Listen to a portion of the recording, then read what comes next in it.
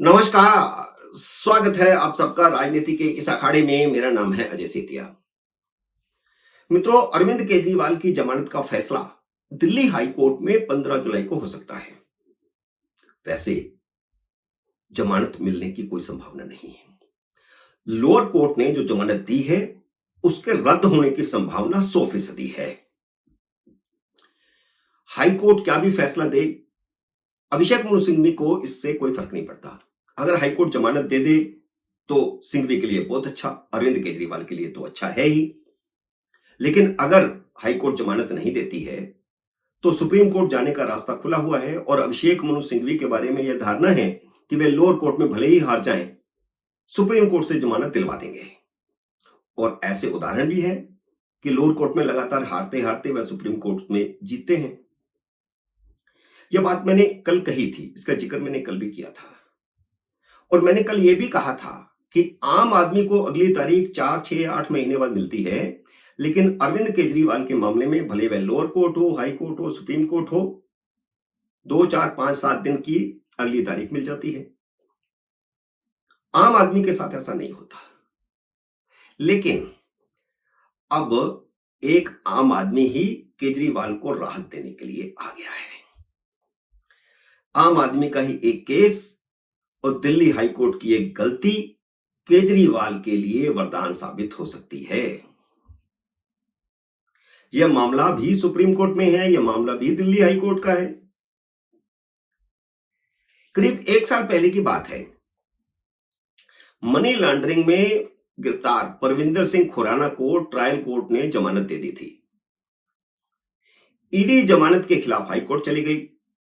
बिल्कुल केजरीवाल की तरह केजरीवाल को लोअर कोर्ट से जमानत मिली, ईडी हाई कोर्ट चली गई, उसको स्टे लग गया। और परविंदर सिंह खुराना के मामले में भी 1 साल पहले हाई कोर्ट ने जमानत पर अंतरिम स्टे दे दिया। इस बीच कई जज बदल गए, लेकिन अंतरिम स्टे चलता रहा क्योंकि वह पॉलिटिशियन नहीं था, चीफ मिनिस्टर नहीं था। इस लिहाज से वह आम आदमी था। वैसे वह आम आदमी नहीं है, मोटी समी है। लेकिन 1 साल बाद अब परविंदर सिंह खुराना जो है सुप्रीम कोर्ट गए हैं, तो सुप्रीम कोर्ट ने दिल्ली हाई कोर्ट के खिलाफ स्टैंड लिया है। जो सुनवाई हुई है उसमें जो संकेत मिला है, सुप्रीम कोर्ट के जो 2 जज सुनवाई कर रहे हैं वे दिल्ली हाई कोर्ट पर सख्त टिप्पणियां कर रहे हैं। उन्होंने कहा कि आप 1 साल तक अंतरिम जमानत को कैसे लटकाए रख सकते हैं। यह बिल्कुल केजरीवाल से मिलता जुलता मामला है।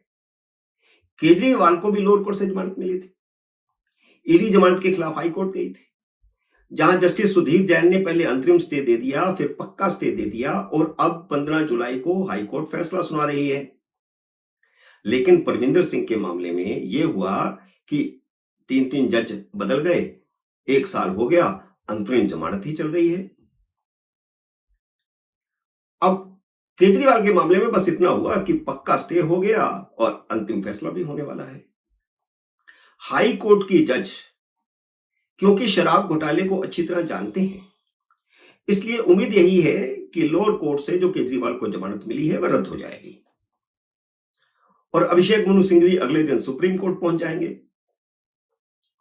और अब परविंदर सिंह खुराना के मामले में देखिए, गुरुवार को जस्टिस ओका और जस्टिस जॉर्ज मसीह उनकी जो अंतरिम जमानत जो स्टे हुआ है उस पे याचिका पर सुनवाई कर रहे थे। उन्हें पिछले साल जून में ट्रायल कोर्ट ने जमानत दी थी, लेकिन हाई कोर्ट ने तुरंत ही जमानत पर अंतिम स्टे लगा दिया था। इस दौरान 4 जज मैंने कहा कि बदल गए, उनमें से 3 जजों ने खुद को इस मामले से अलग किया था कि वो सुनवाई नहीं करना चाहते इस मामले की।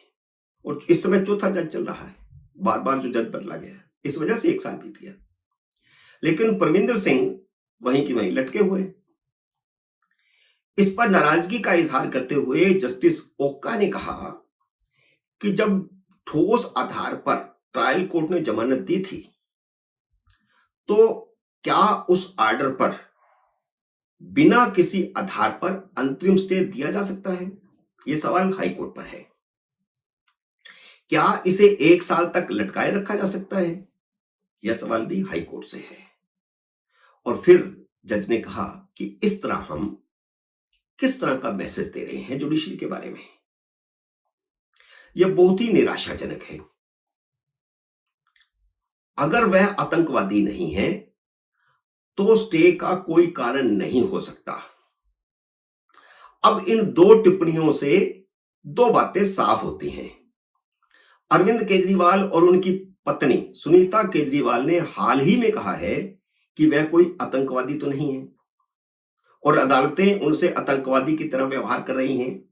मोदी सरकार उनसे आतंकवादी की तरह व्यवहार कर रहे हैं और जज ने भी यही टिप्पणी की है कि कोई भी आरोपी अगर वह आतंकवादी नहीं है तो उसे जमानत क्यों नहीं मिलनी चाहिए। इसलिए मैंने कहा कि रास्ता खुल रहा है। जस्टिस ओका ने ट्रायल कोर्ट की जमानत को ठोस आधार पर दी गई जमानत कहा है। अभिषेक मनु सिंघवी उन आधारों को भी ठोस बताएंगे कोर्ट में जिनका जिक्र जज न्याय बिंदु ने जमानत देते हुए किया था। हालांकि उसकी आलोचना लगातार देश में हुई, जुडिशरी में भी हुई। उन्होंने तो कह दिया था कि अरविंद केजरीवाल के खिलाफ कोई आरोपी नहीं बनता और ईडी को सबूत नहीं दे पाई, मनी ट्रेल के बारे में नहीं बता पाई, जबकि ईडी बता रही है कि हमने 45 करोड़ का मनी ट्रेल बता दिया है।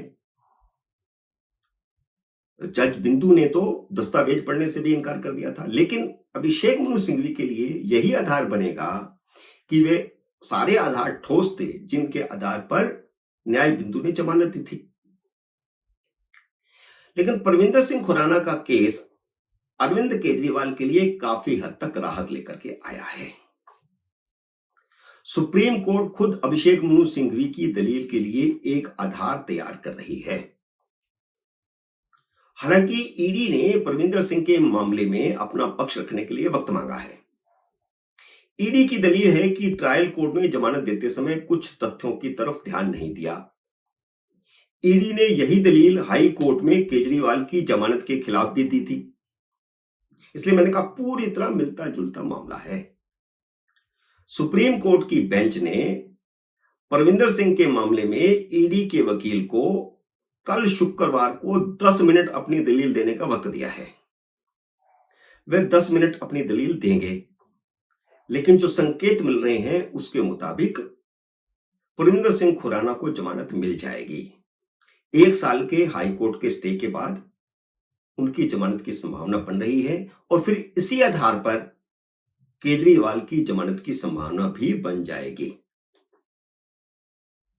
मित्रों, उम्मीद है मेरा यह वीडियो आपको पसंद आया होगा। इसे लाइक और शेयर कीजिए। अगर आपने मेरे YouTube चैनल को अब तक सब्सक्राइब नहीं किया तो कृपया सब्सक्राइब करके अपना आशीर्वाद दीजिए।